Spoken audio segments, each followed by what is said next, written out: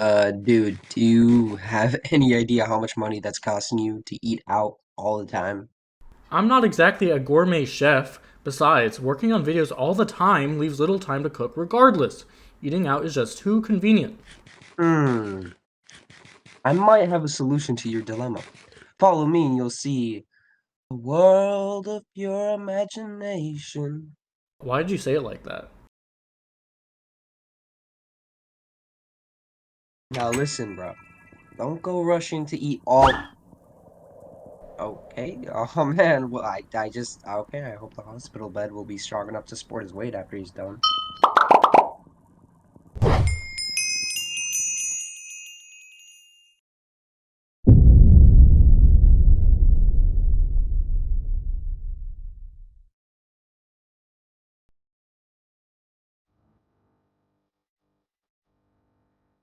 Hello YouTube and welcome back to the Theory Crafters, a Swedish show on this side of the internet.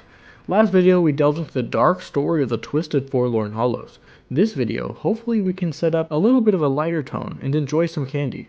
After all, who doesn't like candy? Before we begin, I want to give a quick shout out to the two channel members we have right now. We have 2TA and we have Critics. Thank you all for supporting the channel. I also want to say thank you for the support on the entire series. Seeing your comments on every video is immensely gratifying and makes us want to keep making content for you guys. If you would like some insight on the editing process or just some previews, you can join our Discord in the description below. Optionally, if you would like to support the channel, you can become a channel member. Without further ado, let's delve into the sweet underworld of the Candy Cavity.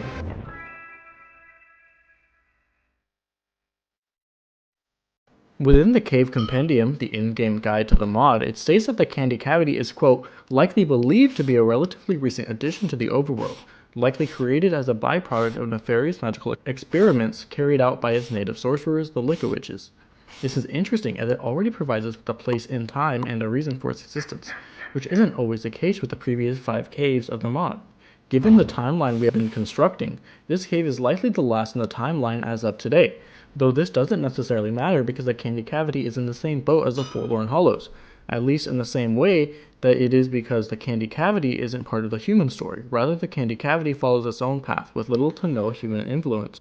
I agree, as Whoa, whoa, whoa, who are you? You can't just infiltrate my video like this. Who do you think you are? I am Plummet Studios of Plummet Studios. I'm one of the moderators for the Alex's Kids community and came up with a few of the concepts seen throughout the Candy Cavity. And I'd like to narrate this part if you don't mind. I suppose it would be a nice change to not hear my birds for the whole video. Take it away, Plummet Studios of Plummet Studios. While the Candy Cavity's origin is largely free of human influence, it is clear that it has some form of connection to the race of villagers and illagers. As written in the Cave Compendium, the cave was created as a byproduct of the nefarious experiments done by the Liquor Witches. The Liquor Witch is the creator of the biome. However, if the Candy Cavity is a byproduct, then shouldn't there be a different intention behind the experiments? Or rather, what was the original experiment being conducted? Interesting take, Plummet Studios of Plummet Studios. You can just call me Plummet. Right, interesting take, Plummet. To answer this question, we should probably take a look at the home of the Liquor Witch, the Dark Chocolate Tower.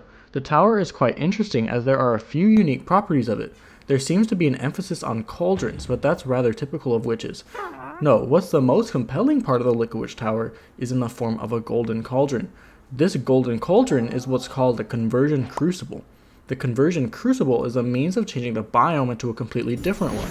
I believe this is involved in the original experiments. Of course, we know the conversion crucible changes the biome, but how? Well, to change a biome, one needs what's called a biome treat, which is a piece of magical candy that must be eaten when the user is literally starving.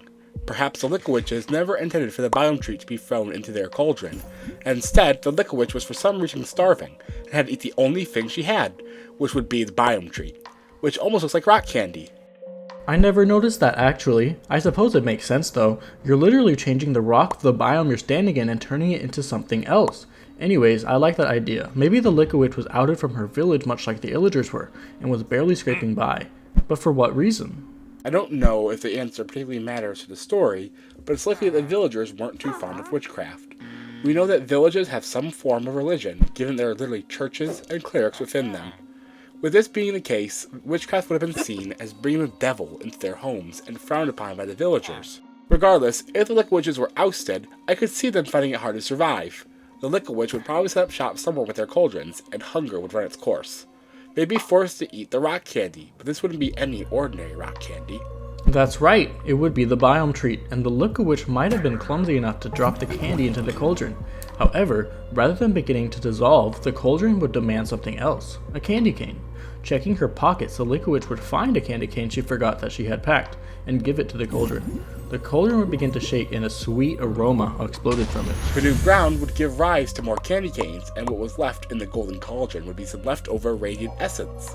Using this leftover radiant essence, she would craft more rock candies infused with the essence, and this created more biome treats. The candy would continue to spread, and soon a miniature landscape would be covered in the sweet wonder of Toothrock. I think this makes sense. However, it still doesn't explain what the original experiment was. After all, the candy cavity is a byproduct of the experiments. Right, I got caught up in the narrative. It could be possible with this newfound magic, the Liquor Witches could think of bringing more dangerous biomes near the villages that ousted them. They'd begin experimenting with different combinations of rock candy and other items, but to no avail. If this is the case, why didn't any other biomes create themselves? I believe it could be because in-game, it requires a player to be in a biome to eat the biome treat, while starving for that treat to be bound to that biome. Then this begs the question of why the candy cavity was produced rather than any other biome during the initial discovery. For this, I might just have to say, I don't know. Regardless, I think this is an interesting interpretation. There are likely other stories about why the Liquor Witch created the biome, but one thing is for sure, they did create the biome. That they did, Plummet Studios of Plummet Studio. Oh god, no, it's happening. Look away. Huh? What's going on? Are you alright, Plummet? Look away!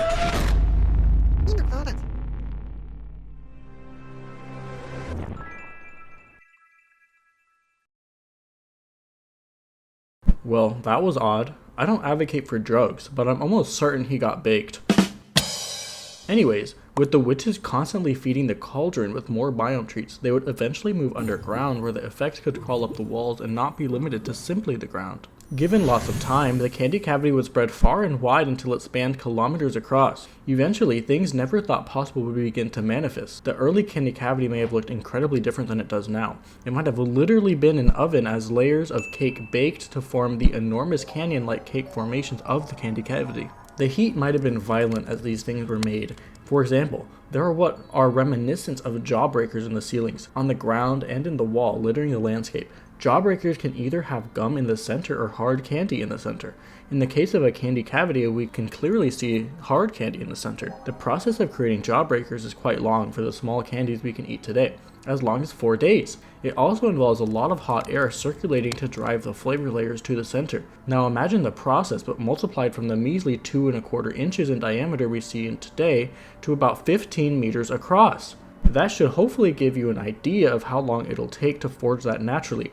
Because of this long time, not many of the jawbreakers we see in the candy cavity are fully completed and are instead missing an entire quarter. With the early candy cavity being essentially an oven, CO2 could have been emitted should we assume that the natural oven of the Earth could be similar to a gas oven in real life, in which it releases CO2 when it burns gas. While an average house oven can contribute about 400 grams of CO2 into the atmosphere if left on for an hour. Imagine what the enormous oven of the Minecraft world could release if left on for decades. This is important as it contributes to a lot of excess CO2 in the air of the early candy cavity. But why does this matter? Well, water might have been present in the original case when the biomes began converting into the candy cavity. After the cake was baked, excess CO2 could have been forced into the water somehow and created fizzy soda, in which sugar was later introduced, forming the purple soda rivers we see today. Some of the soda might have been collected into deposits of the Liquor Witches for whatever reason and are stored in giant bottles of sugar glass around the landscape. So many other candies exist in the candy cavity that it would be unreasonable to try and explain each one of them. I imagine that the physics are so weird and odd in the candy cavity that lollipops can simply sprout out of the ground and grow into the enormous wondrous lollipops that grow into trees in the cavern. The same could be applied to the candy canes that grow out of the ground. Donuts could have been made during this time that the cakes were baking. While most donuts we see today are fried, baked donuts exist and are often considered a healthier alternative to fried donuts. For this reason, they were probably formed when the cakes were forming. Cookies act as almost shelf fungi on the cake layers, and enormous chocolate bars tower above the landscape. We will talk about the chocolate bars later at the end of the chapter, but first we should try and explain the temperature range of the biome, as despite having a fiery beginning, it may be one of the coldest places in the overworld. This is largely due to the fact that ice cream scoops are one of the most common generational feats within the candy cavity. In order for ice cream to maintain its shape, texture, and consistency, it is typically kept at negative 23 degrees Celsius or negative 10 degrees Fahrenheit at the absolute warmest. However, some of the ice cream we see in the candy cavity is stuck to the ceiling of the cavern, and its waffle cone is stuck to it. For a waffle cone to stay infused within the ice cream and not slip off of it and fall to the ground, the temperature may be much colder. This would put it at an optimal storage temperature of negative 29 degrees Celsius or negative 20 degrees Fahrenheit. This means that in order for the ice cream in the candy cavity to stay stuck to the ceiling forever, the ambient temperature in the candy cavity would have to be well below freezing. Now, back to chocolate. Chocolate may have a slightly more complicated cycle of formation than other things. For chocolate to be made, the cocoa, sugar, and other ingredients must be melted together and then cooled to give them the iconic shape of a chocolate bar. However, in real life, the chocolate bars enter a mold and cool off to produce that shape. Now, I doubt that the Liquid Witches had a huge chocolate bar mold just sitting around, so the shape of the chocolate bar within the candy cavity is up in the air. However, one thing is for sure, be sure to bring a heavy jacket next time you go to the candy cavity.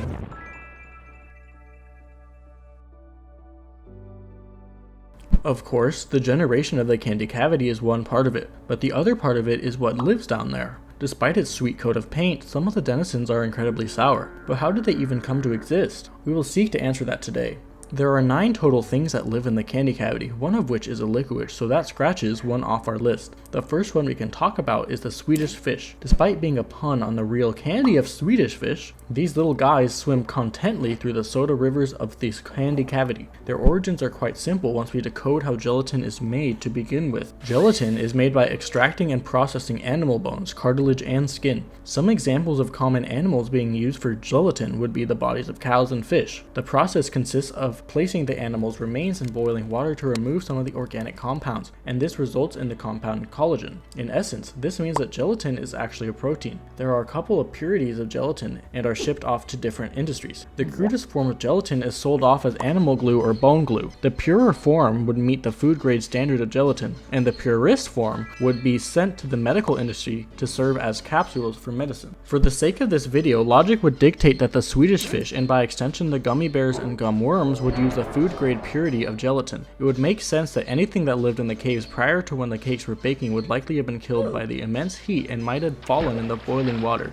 that would soon become the soda. By some biomagic, these bodies that became gelatin would be given the gift of life, and with life comes evolution. Initially, the gelatin would simply be sludges of jelly and would be preyed upon by larger sludges of jelly. Eventually, the sludge would adapt to the predation and learn how to swim more efficiently in the soda rivers. Likewise, the larger sludges of jelly would evolve to be able to more efficiently catch the river swimmers. With the smaller sludges becoming the Swedish fish, you could stand within reason that the larger sludges would evolve into the shape of bears and take on a lot of the traits of bears. Another mob native to the candy cavity is an evolved slime in the form of the caramel cube. This creature likely was a normal slime living in the cave before the biomagic took over, and was later infused with the immense heat of the oven and a ton of sugar to become what is essentially a caramel slime. With an ever-expansive landscape of candy, it might have been difficult for the Liquid Witches to traverse at first. It might have been likely that they brought down some horses to aid them in moving around the cave. Of course, when exposed to the magic of the conversion crucible creating the candy cavity, they too would experience a change and be infused with the power of sugar themselves. There are many variants of the candy corn,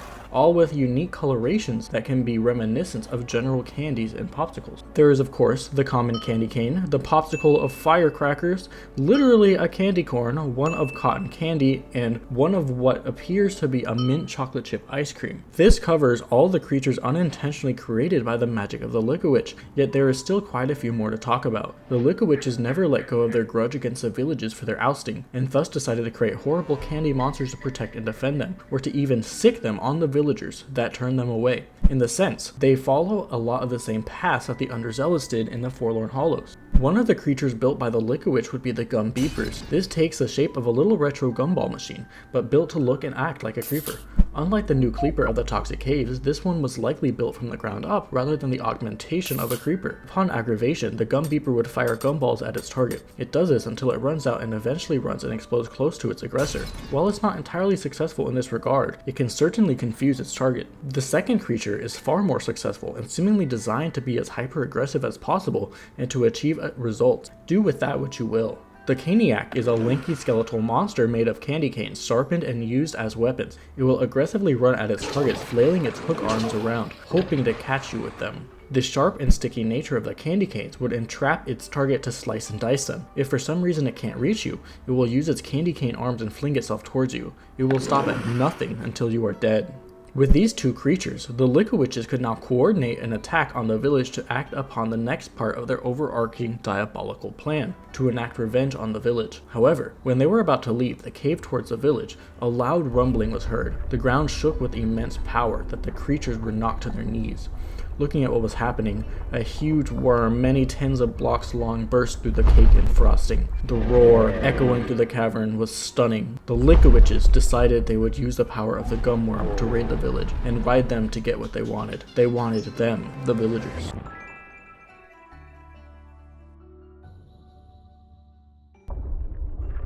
The Liquid Witches rode on the backs of the gumworms towards the village that wronged them. Man, this hot chocolate hits the spot. Whoa! Hey, who are you and what are you doing here? I am Dirtblock, a fellow YouTuber who does Alex's Case videos.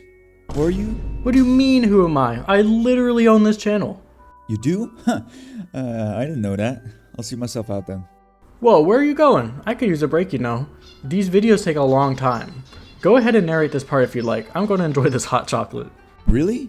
Hell yeah. So anyway, as I was saying, the Liquid Witches rode into the village on the back of gumworms. They did so by using gob thumpers to lure them out of the ground. The thump could echo throughout the entire underground and the gumworms would quickly respond. Have you ever seen those tiny little noodle caves in the overworld? Those might have been created by the gumworms digging their way through the ground. Anyways, once the gumworms broke from the ground, the Liquid Witches used candy cane hooks to latch onto the bodies of the beasts. Riding towards the village, the villagers could hear the rumbling of the ground. Panicked, they looked around, attempting to locate where the ominous sound was coming from. Shortly after, the sound dissipated and the villagers could breathe a sigh of relief. But this was short-lived, as immediately the gumworm jumped from the horizon, blocking the sun. The gumworm destroyed the houses and most people were crushed by the immense weight of the worm. Those who weren't were attacked by the gum beepers, shoving them into a corner so that the Caniacs could slice and dice them. The Liquid Witches dismounted the gumworms and the gumworms circled the village. While on the ground, the Liquid Witches used their sugar staff to entrap the remaining villagers. The attack was swift. The villagers had no time to react. Upon their capture, the Liquid Witches called their gumworms and carried the villagers to their new sweet asylum. When they arrived back at the candy cavity, they were subject to countless of trials of sugary magic. The villagers would distort and contort into shapes that no villager should be in. They could feel their insides begin to burn away as their skin became crusty. They noticed that they were becoming gingerbread men. CMC, this is a big graphic, don't you think?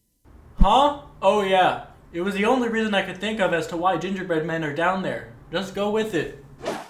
The villagers were baked into the bodies of the little mischievous gingerbread men.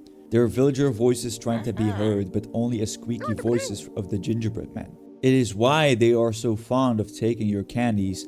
Villagers in life were in the business of trading, and trapped within their gingerbread bodies, and anger lurks and they no longer see any ethical reason to trade with you.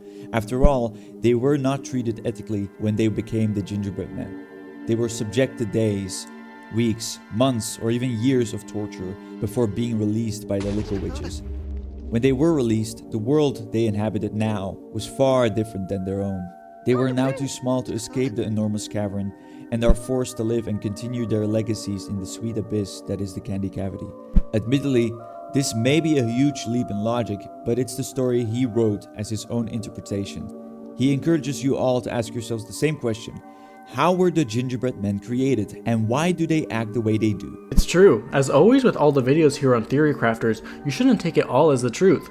Minecraft, of course, is a game where you write your own story and believe what you choose to believe. Let us know what your stories are in the comments. Anyways, thanks Dirtblock for taking the mantle for this chapter, and hopefully we can see you again soon? Only time will tell. Thanks for having me and consider subscribing to my channel. CMC will link it down below. The Liquid Witches are still present in the candy cavity, and it is likely they will always stay down there. Guarded by the Caniacs, Gumbeepers, and indirectly by every other hostile creature in the cave, they will inhabit it for many more years, potentially decades, or centuries. In some ways, the candy cavity is a monarchy, ruled by the Queen Witches that began as outsiders. The Liquid Witches don't take too kindly to invaders, and thus can temporarily summon Caniacs via their sugar staff to attack them. They will stop at nothing to protect their throne. Still, Liquid Witches don't live forever, and thus may try to recruit other witches to take up the mantle of the next High Sorceress of the Candy Cavity. They do this by creating cave tablets and dropping them into the chests of other witches' huts, in hopes of luring them into their land of sugar and spice and everything nice. Well, maybe not everything.